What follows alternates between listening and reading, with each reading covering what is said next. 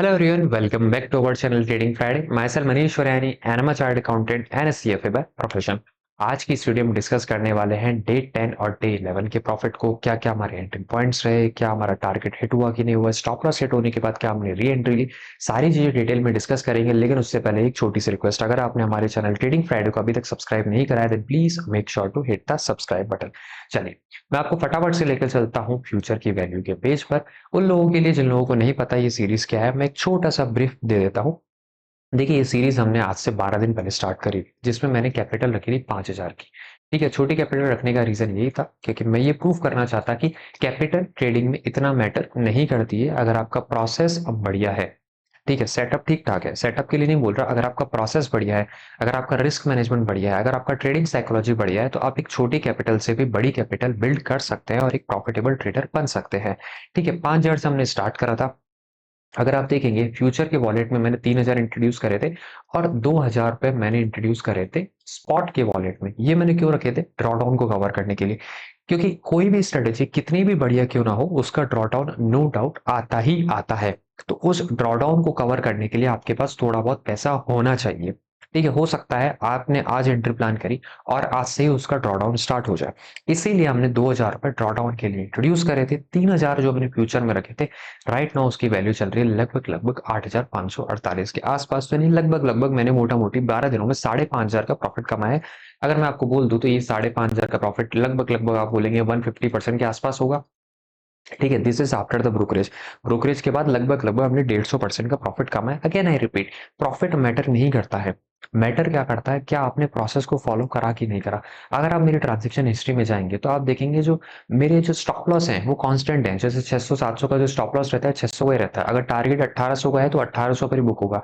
मैं उसको extra run करने की कोशिश नहीं करता हूँ कि आज जल्दी बुक कर लेते हैं। इवन तो अगर मेरा टारगेट काफी बार बहुत क्लोज होता है लेकिन वहां से रिवर्सल हो जाता है, तो मैं उसमें फोमो में आकर या फिर रिग्रेट में आकर वापस से री एंट्री नहीं लेता हूँ या जल्दबाजी में बुक नहीं करता हूँ। मैं इंतजार करता हूँ क्योंकि I believe process is much much more important than profit. And अगर आपको भी ऐसा लगता है then please hit the like button. तो चलिए मैं चलता हूँ डिटेल में अगर आप देखेंगे नेट पेनल हमारा राइट नाउ चल रहा है 5081 के आसपास चल रहा है। लगभग सेम है। ठीक है, 200-400 का वो रेफरल बोनस मिलता है, इसलिए उसकी वैल्यू 5,500 और यहाँ पर 5,000 का प्रॉफिट है।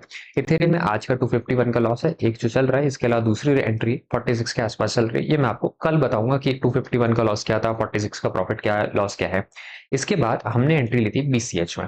ठीक है, ये कब की एंट्री है? ये कल की एंट्री है। अब कल एग्जैक्टली क्या हुआ था, कल मैं अगर आपको बीसीएच के चार्ट में लेके चलूं, ठीक है, कल अगर आप यहाँ पर बीसीएच के चार्ट में जाएंगे 30 मिनट के, देखिए एक एक चीज बताऊंगा, लॉजिक के बेस पर बताऊंगा।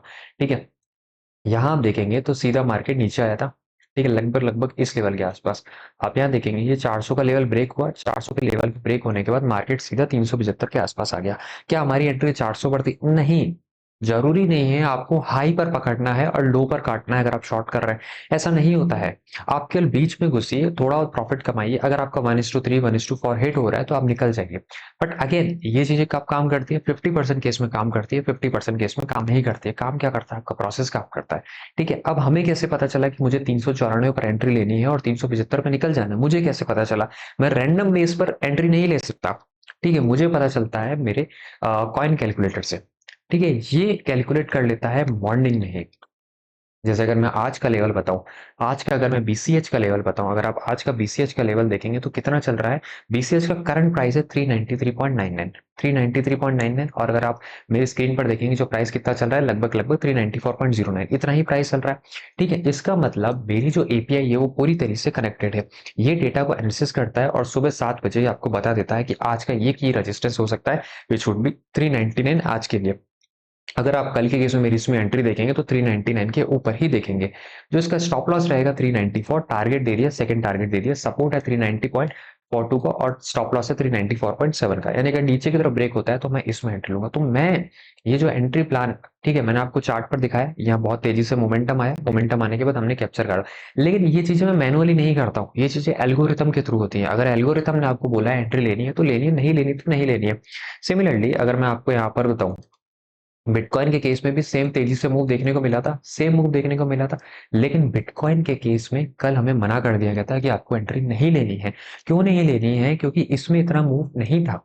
ठीक है, इसमें आपका 1:3 नहीं आ सकता था और प्लस आपका लेवल निकल गया है, तो आपको फोमो में आकर जल्दबाजी में एंट्री नहीं लेनी होती है। कई बार अपन मैनुअली ये गलती कर देते हैं, इसीलिए हमारा सॉफ्टवेयर यहाँ पर क्रॉस का साइन पहले ही बना देता है। देखिए अभी आपको यहाँ पर एंट्री दिख रही है, लेकिन नॉर्मल केस में यहाँ पर ये क्रॉस का साइन बन जाता है। इसका मतलब ये है कि आपको यहाँ पर एंट्री नहीं लेनी होती है। सिमिलरली अगर आप यहाँ पर इथेरियम में देखेंगे तो इथेरियम में भी आपको बहुत फास्ट मूव देखने को मिला था। Let me just show you that thing as well. ठीक है, 2562 का जो लेवल चल रहा है यहाँ पर, ये मेरी रनिंग एंट्री है।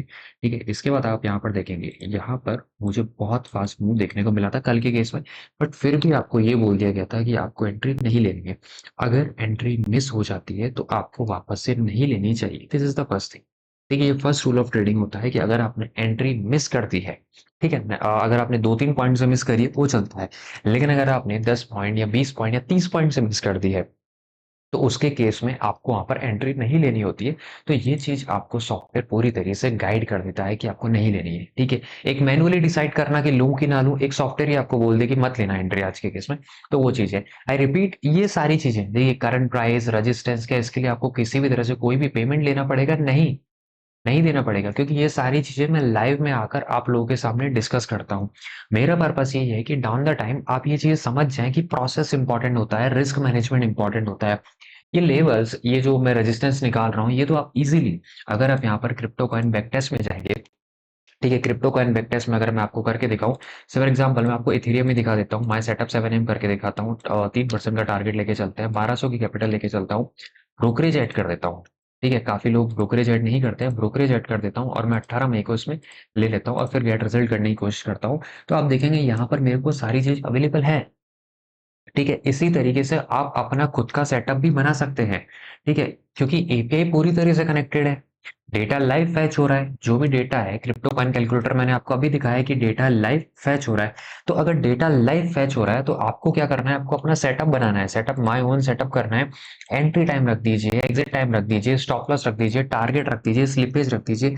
इसके अलावा आपकी ब्रोकरेज ऐड कर दीजिए, किसी स्पेसिफिक डेट को टेस्ट करना है तो स्पेसिफिक रख दीजिए, कोई ईयर कोई मंथ टेस्ट करना है तो वो टेस्ट कर दीजिए, बाय टेस्ट करना है, सेल टेस्ट करना है, वो टेस्ट कर दीजिए। इसके अलावा अगर आप चाहते हैं कि मैं डेल्टा एक्सएनएस नहीं एक्सएनएस में टेस्ट करना चाहता हूँ क्योंकि वहां मेरी ब्रोकरेज कम लगती है, तो आप वो भी टेस्ट कर सकते हैं और उसके बाद अपना सेटअप बना सकते हैं। लेकिन आई रिपीट, आप उस सेटअप में प्रॉफिटेबल तभी बनेंगे जब आपका प्रोसेस स्ट्रांग होगा, जब आपका रिस्क मैनेजमेंट और साइकोलॉजी, मनी मैनेजमेंट, ये तीनों चीज अगर आपकी स्ट्रांग है तो ही आप जीत सकते हैं। कभी भी किसी भी कॉइन में या फिर किसी सेटअप में आप पहली बार एंट्री लो तो सबसे कोशिश करो कम से कम आप पोजीशन के साथ एंट्री लो। वहीं अगर मैं आपको यहाँ पर आज की सेंसेक्स की ट्रेड दिखाऊं, देखिए सेंसेक्स में आप लोगों को पता है मैं सेंसेक्स सेल 2 मार्च वाला खेलता हूँ। ठीक है, हर मेजर एक्सपायरी है, कुछ एक नॉन एक्सपायरी डेज पर ही मैं ये वाली ट्रेड खेलता हूँ, लेकिन आज मैंने सेंसेक्स का न्यू वाला भी खेला है।